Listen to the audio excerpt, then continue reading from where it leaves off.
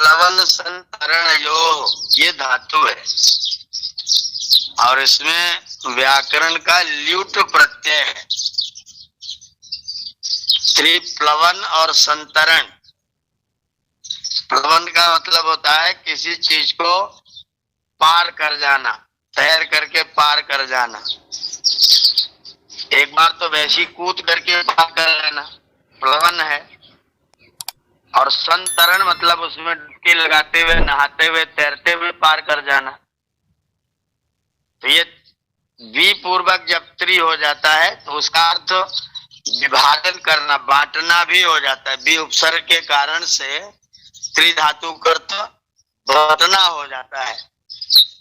तो वी तीर्यते येन यस्मिन् वा तद्वितरणम्, जिसके द्वारा हम किसी चीज को बांटते हैं अथवा किसी चीज से पार जाते हैं, उसे कहते हैं वितरण।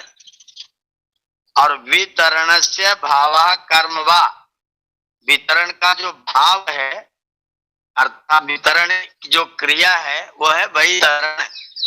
और इसके लिए मैं कर देंगे विशेष रूप से किसी चीज से पार जाना और विशेष रूप से किसी चीज बांटना, इसका नाम होता है वैतरणी।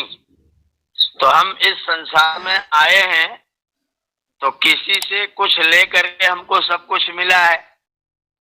आज तो माता पिता ने अपना कुछ अर्पित किया, फिर उसके बाद ने दिया, हमें प्रकृति ने दिया, सबने वितरण किया, इसलिए हम लोग इस संसार में हैं। तो हमें जो चीज मिले उसको भी हम वितरण करते रहें। अगर हमारा वितरण चलता रहेगा तो हम वैतरणी पार कर लेंगे, तो हम पार हो जाएंगे। अगर हमने अपने जीवन धन का, तन का, मन का, सेवा का, सहयोग का, वाणी का, विचार का वितरण नहीं किया तो हम वैतरणी कभी पार नहीं हो सकते। कभी हमारा पार जाने का आसन, ये संसार एक सागर है और इस संसार सागर से हमको पार जाना है। तो पार का रास्ता है वितरण करना, बांट। ज्ञान है तो ज्ञान बांट देना, धन है तो धन बांट देना, सेवा है तो सेवा बांट देना, तन है तो तन से सेवा करके अपने तन का देना।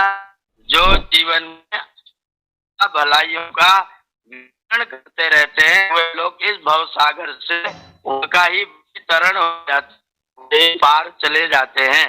तो वैतरणी उन जो लोग करते रहते हैं। ये जो निकलता है कि जब हम स्वर्ग को जाते हैं शरीर छोड़ करके तो रास्ते में एक वैतरणी नदी पड़ती है। उस वैतरणी नदी में गाय की पूंछ पकड़ करके तरा जाता है। अगर किसी ने गौदान नहीं किया है तो वैतरणी में डूब करके मर जाता है। तो ये भाव वही है कि अगर आप नहीं किया है, गौदान नहीं किया, सबसे हमारे दान में गौदान का बड़ा महत्व है। तो आपने अगर गौदान के दोनों अर्थ है, गाय दान माने वाणी दान और गाय दान।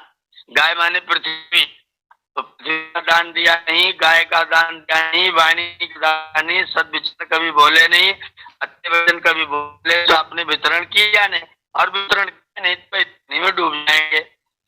तरनी और कहीं कोई नदी नहीं है, कोई संसार सागर ही है।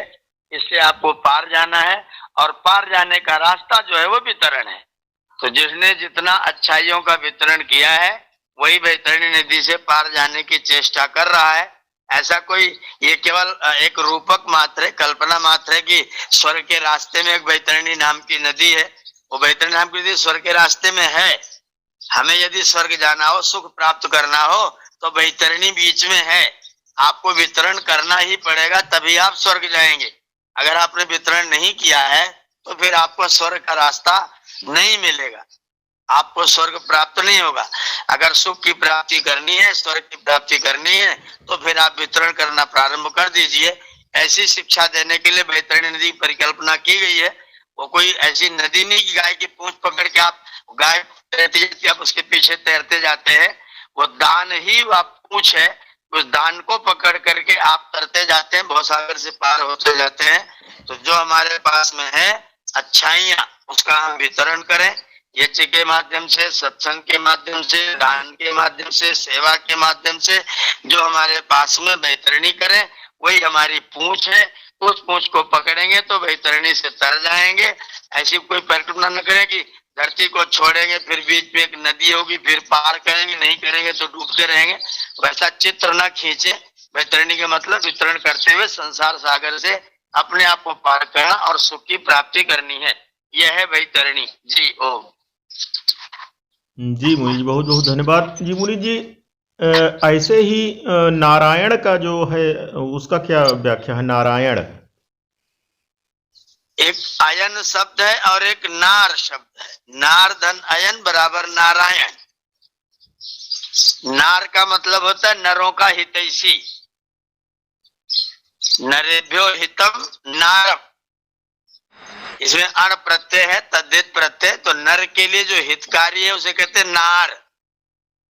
तो हमारा सबसे बड़ा हितकारी परमात्मा है।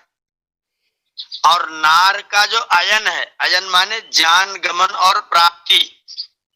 तो जो परमात्मा है, जो हम लोगों के जाने का स्थान है, जहां हमें जाना है, जिसकी शरण हमें प्राप्त करनी है, जिसकी आज्ञा में हमको रहना है, उसका नाम है नारायण, जो नरों के लिए हितकारी है। और नरों ने जिसको प्राप्त करना है, जिसको प्राप्त करना, जिसको जानना, जहां तक जाना नरों का कर्तव्य है, उसका नाम है नारायण। तो नारायण है परमात्मा, जहां हम सब लोगों को जाना होता है, जिसकी कृपा छत्र छाया हमको प्राप्त करनी होती है, जिसकी शरण में रह करके हम लोग जीवन के सब प्रकार के भोग प्राप्त करते हैं और बाद में मुक्ति भी उसी के शरण में रह करके प्राप्त करते हैं। तो जिसकी शरण में जाकर हम लोग मुक्त होते हैं और संसार के भोग भी प्राप्त करते हैं, उसी शक्ति, उसी सत्ता का नाम है नारायण। तो परमात्मा नारायण है और हम सब लोग नर हैं। मुझ में तुझ में है भेद यही, मैं नर हूं तुम नारायण हो। मैं हूं संसार के हाथों में, संसार तुम्हारे हाथों में। अब सौंप दिया इस जीवन का सब भार तुम्हारे हाथों में। ये नर और नारायण है।